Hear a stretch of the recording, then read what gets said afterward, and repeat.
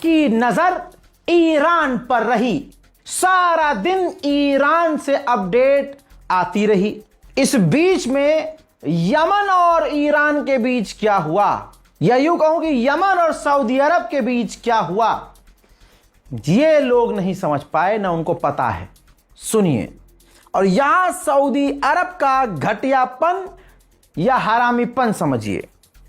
11 साल से यमन और ईरान के बीच फ्लाइट बंद है। यमन के अंदर ईरान की फ्लाइट आए, यह सऊदी अरब नहीं चाहता था, तो पहले से ही बंद था। लेकिन कल जब खामनाई के जनाजे की तस्वीरें आ रही थीं, उसी वक्त 200 पैसेंजर लेकर एक पैसेंजर विमान तेहरान से उड़ा यमन की राजधानी सनआ के लिए। 11 साल से ईरान और यमन के बीच फ्लाइट्स बंद थी। उसके बाद अब ये कल एक जहाज उड़ा जो कि यमन की राजधानी सनआ की तरफ जा रहा था।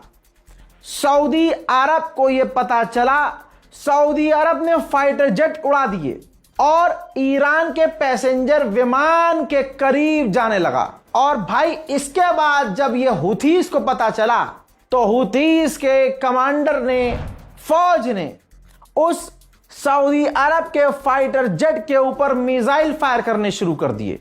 जी हां, ये इतनी बड़ी घटना हुई है जो पता ही नहीं है आपको, तो जान लीजिए।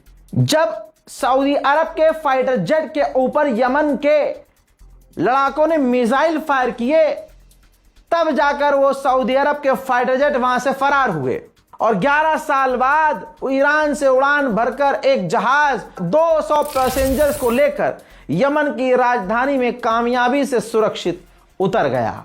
लेकिन आप यहां पर सऊदी अरब के इस घटियापन को अच्छा कहेंगे या बुरा कहेंगे, फैसला आपके हाथ में है। अब एक दूसरी खबर, अनोखा मामला, ध्यान से सुनिएगा, दिल खुश हो जाएगा और आपको पता चलेगा कि ईरान का दिमाग कितना तेज है। सऊदी अरब की डेलीगेशन जब ईरान पहुंची, तो सबसे बड़ा झटका भारत के अंदर उन लोगों को लगा जो शिया सुन्नी करते हैं, जो शियों को खटमल बोलते हैं, आपस में तफरका पैदा करते हैं, लोग अलग अलग इल्जाम लगाते हैं। मैं शिया समुदाय को डिफेंड नहीं कर रहा हूं, तुम दिन रात गाली बको, लेकिन अल्लाह जिसे इज्जत देता है, देख लो ईरान को, तुम कहां हो। मैंने कीड़े मकोड़ों को देखा है, हराम की नस्लों को देखा है कि अभी भी वो कमेंट सेक्शन में शिया सुन्नी कर रहे हैं। पहली बात, ज्यादातर शिया सुन्नी करने वाले आपको पाकिस्तान से मिलेंगे। दूसरी बात, भारत के अंदर भी हैं चाउमीन जैसी दाढ़ी वाले, और आप शिया सुन्नी करने वाले लोगों के चेहरों को देखिएगा, आपको परवरदिगार की कसम है, उनकी प्रोफाइल खोलकर देखना तो आपको खुद यकीन होगा, शिया सुन्नी करने वाले जो चेहरे हैं, उनके चेहरे मस्क हैं, गंदे हैं, घिनौने हैं, बदसूरत किरदार, और अल्लाह ने उनकी शक्ल बदसूरत कर रखी है। जाकर देखिएगा। अगर कोई इंसान बड़ा हैंडसम भी हो और वो भी शिया सुन्नी कर रहा हो ना, तो उसके चेहरे पर लानत अलग ही दिख जाएगी।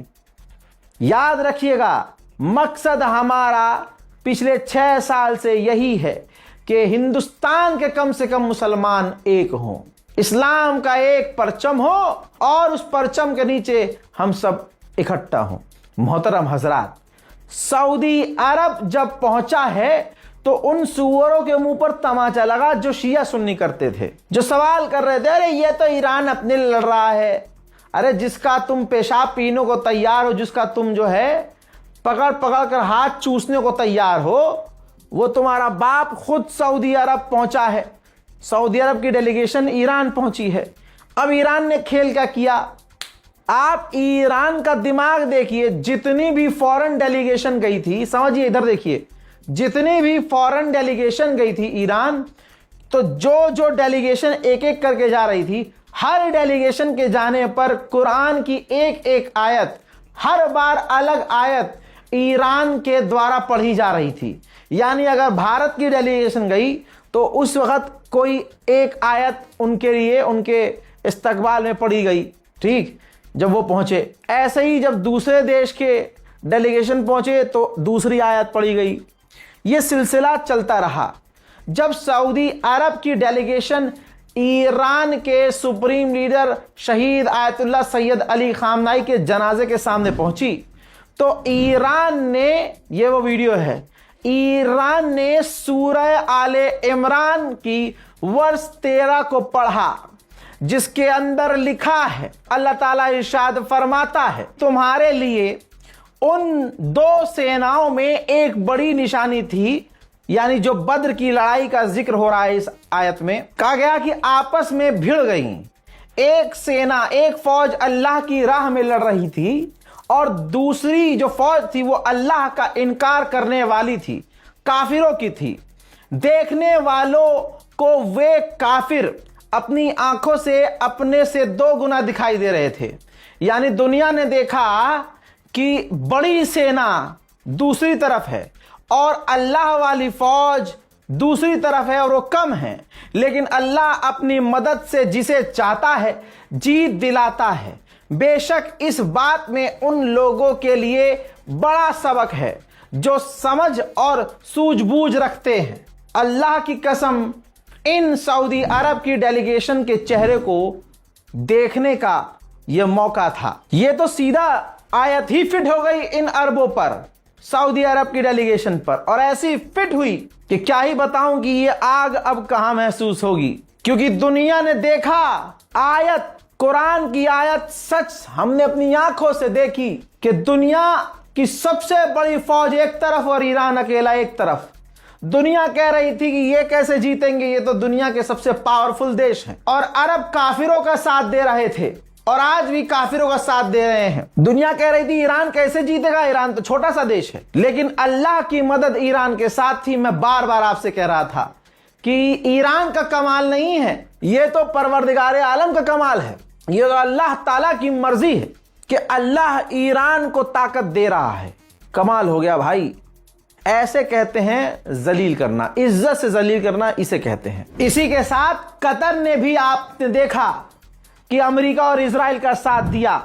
तो जब कतर की डेलीगेशन पहुंची है खामनाई के जनाजे के सामने, तो इनके स्वागत में कुरान की आयत पढ़ी गई, सूरह अल फतह की वर्ष 2, जिसमें अल्लाह फरमाता है कि अल्लाह तुम्हें माफ करे तुम्हारे गुनाहों पर, अल्लाह तुम्हें बख्शे, तुम्हें तुम्हारे गुनाहों से आजाद करे, अल्लाह तुम्हें हिदायत दे कि तुम अपना काम ईमानदारी से करो। सिर्फ दिन की कल बात थी, सुबह दिन में पूरी दुनिया की टॉप डेलीगेशन ईरान पहुंच रही थी और ऐसा तांता लगा था कि अमेरिका नंगा हो रहा था।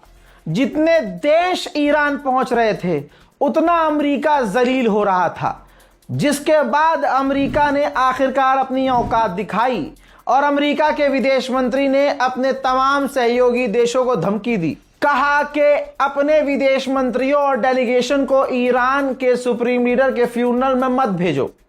अगर आप लोगों ने बात नहीं मानी तो आपके साथ हमारे रिश्ते खराब हो जाएंगे। हम आपको जो मदद देते हैं किसी भी तरह की, वो मदद हम बंद कर देंगे। औकात अमेरिका ने दिखा दी। अब इसके बाद देखना यह था कि यजीद के आगे झुकता कौन है। तो यूरोप के कई देश, अरब के 2 देश और कई और इसके अलावा दुनिया के देश हैं, राजी हो गए और अमेरिका के आगे घुटने टेक दिए। उन देशों के नाम आने वाले टाइम में मैं आपको बता दूंगा। रूस के पूर्व राष्ट्रपति दिमित्री ने ईरान के राष्ट्रपति पेजेश्कियान से मुलाकात की है। अगली तस्वीर में पाकिस्तान के आर्मी चीफ ईरान के विदेश मंत्री अब्बास अराक्ची के साथ एक साथ बैठे हुए दोनों नजर आ रहे हैं। इसी के साथ ईरान के IRGC के official commander chief Asim Munir Pakistan के आर्मी चीफ के साथ बैठे हुए भी नजर आ रहे हैं। इसके अलावा दोस्तों तस्वीर आपके सामने तंजानिया, जी हां, तंजानिया की डेलीगेशन भी ईरान के सुप्रीम लीडर शहीद खामनाई के जनाजे में शामिल हुए हैं। अगली तस्वीर तुनेशिया की है। तुनेशिया के ऑफिशियल जो हैं वो भी ईरान के शहीद supreme leader Ayatollah Syed Ali खामनाई के जनाजे में शामिल हुए हैं। अगली तस्वीर मलेशिया की है। मलेशिया की डेलीगेशन भी ईरान पहुंची। तेहरान में उन्होंने खामनाई के जनाजे के सामने सलामी दी। अगली तस्वीर देखिए, यह म्यांमार से है। म्यांमार के ऑफिशियल डेलीगेशन जो है ईरान के सुप्रीम लीडर के सामने, जी हां, हाजिरी लगा चुकी है। अगली तस्वीर देखिए, चाइना, जी हां, ईरान के दोस्त चाइना की एक अच्छी खासी बड़ी डेलीगेशन, ऑफिशियल जो टीम है, ईरान के supreme leader Ayatollah Syed Ali खामनाई के जनाजे में शामिल हुई है। OIC नाम तो सुना होगा। OIC के डिप्टी जनरल, तस्वीर आपके सामने, OIC के डिप्टी जनरल भी ईरान पहुंचे। ईरान के सुप्रीम लीडर शहीद आयतुल्लाह सैयद अली खामनाई के जनाजे में शामिल हुए। एक बार फिर से पैगाम दे रहा हूं, मुंह पीट लो अपना शिया सुन्नी करने वालों। अरब देशों के संगठन का टॉप लीडर ईरान में है और तुम बेगैरत सिर्फ शिया सुन्नी के अलावा कुछ नहीं कर रहे हो, इसीलिए हर जगह पिट रहे हो। अगली तस्वीर में दिखाना चाहूंगा, थाईलैंड की डेलीगेशन भी ईरान पहुंची है और ईरान के सुप्रीम लीडर के जनाजे में शामिल हुई है। खामनाई कोई ऐसे वैसे इंसान नहीं थे कि भाई वो ऐसे ही थे, नहीं, मोहब्बत कमाना कितना मुश्किल है। तस्वीर देखिए, आज की तारीख में उनके जनाजे पर पहली बार पूरी जंग में जो इंसान न रोया, उनके जनाजे पर ईरान का एक मजबूत लीडर, पार्लियामेंट स्पीकर, बच्चों की तरह फपक फपक कर रोते हुए गरीबाफ नजर आए। ऐसी तस्वीरों ने दिलों को झकझोर दिया है।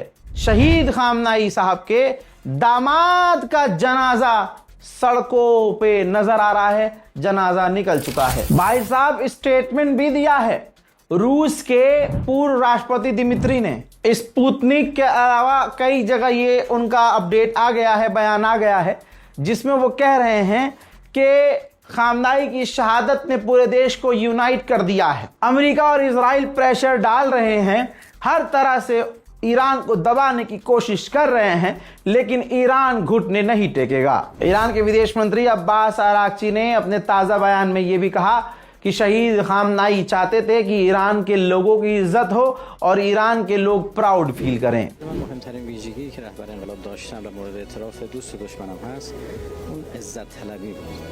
اون که ایشون همواره ایران و ایرانی رو عزیز می‌خواستن، سربلند می‌خواستن، با ابهت و با صلابت می‌خواستن. و این عزت طلبی هم به اصطلاح همراه بود با حکمت. حکیمانه بود در حقیقت و مصلحت جویانه که از همینجا اون سه اصل حاکم بر سیاست خارجی ما ईरान की सरजमीन पे खड़े होकर पाकिस्तान के प्रधानमंत्री शहबाज शरीफ ने कहा कि हम आए हैं, ईरान आए हैं अपनी डेलीगेशन के साथ खामनाई की शहादत का दुख प्रकट करने, ईरान के भाई बहनों को पुरसा देने। ईरान और पाकिस्तान भाई हैं और ये भाईचारा हमेशा बाकी रहेगा। उधर ईरान ने बहुत साफ साफ बात कही है। ईरान ने कहा हमने किसी भी यूरोपियन कंट्री को इनवाइट नहीं किया है। दोस्तों, फ्रांस ने स्ट्रेट ऑफ हॉर्मूज में माइन स्क्रीन बम समुद्र से निकालने वाली मशीन और जहाजों को तैनात कर दिया है। ईरान के पार्लियामेंट स्पीकर गलीबाफ ने डोनाल्ड ट्रंप के मुंह पर तमाचा जड़ते हुए कहा कि अपनी एडवाइस गुलाबी सुअर अपने पास रखे, हमारा पैसा, हमारा मन, हम जब चाहे हम अपनी प्रॉपर्टी को इस्तेमाल करें, जहां चाहे वहां पैसा खर्च करें। तुम अपनी एडवाइस अपने पास रखो। जिस देश के 40 मिलियन लोग खुद भूखे नंगे हैं, वो हमें भूखा नंगा कह रहे हैं। अपनी एडवाइस अपने पास रखो। डोनाल्ड ट्रंप और नेतन्याहू ने फोन पर बात की है, दोनों राजी हो गए हैं। बहुत जल्द इजराइल का प्रधानमंत्री अमेरिका जाएगा डोनाल्ड ट्रंप से बात करने के लिए। अब इजराइल ने जब चारों तरफ से गालियां पड़ रही हैं तो डिनाई कर दी है रिपोर्ट। कह दिया है कि जो रिपोर्ट आई है कि हम ईरान की डेलीगेशन को कत्ल करने वाले थे, अब्बास अरागची और दूसरे नेताओं को कत्ल करने वाले थे, ये खबर झूठी है हजरात। और सारी दुनिया जानती कि नहीं, ये सच है, क्योंकि कैरेक्टर दुनिया जानती है, नेचर बिहेवियर इजराइल का दुनिया पहचानती है। ईरान ने साफ कह दिया है कि हम सारे लीगल और डिप्लोमेटिक एक्शन लेंगे अमेरिका और इजराइल के खिलाफ। सबसे बड़ा अपडेट यह है अब कि रशिया ईरान को देने के लिए Su-35 फाइटर जेट मैन्युफैक्चर यानी बनाना शुरू कर चुका है। हजरात मोहतरम, लगातार आपको मैंने तमाम अपडेट दिए हैं, कोई छोड़ा नहीं है। आपसे गुजारिश है कि इस रिपोर्ट को शेयर कीजिए, चैनल को सब्सक्राइब कीजिए और दुआओं में याद रखिए। जय हिंद।